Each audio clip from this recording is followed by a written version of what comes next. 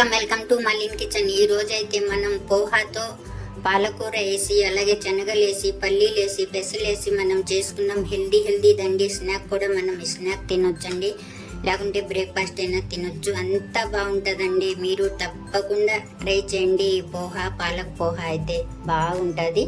చూడండి ఎంత టేస్టీ సూపర్గా ఉందో.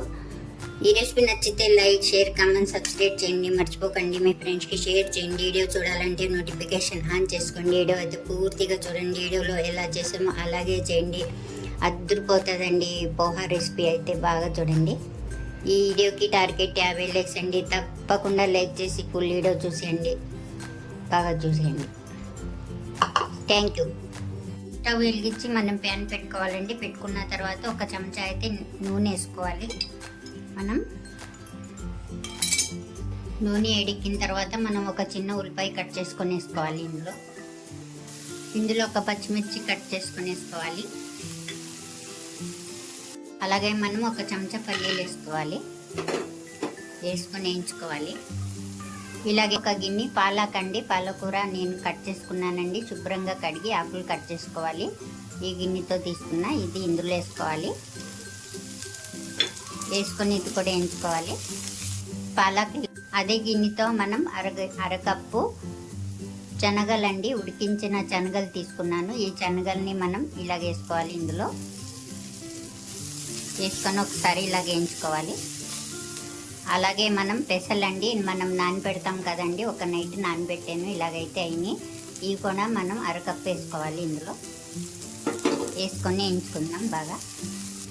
ఇలాగ వేగిపోయిన తర్వాత ఇప్పుడు మనం అరకప్పు నేను పోహా తీసుకున్నానండి. తీసుకొని ఒక్కసారి అయితే శుభ్రంగా కడిగి పెట్టానండి. ఈ పోహాన్ని మనం ఇందులో వేసేసుకుందాం. ఇలాగ వేసుకొని మనం బాగా కలిపేసుకోవాలి.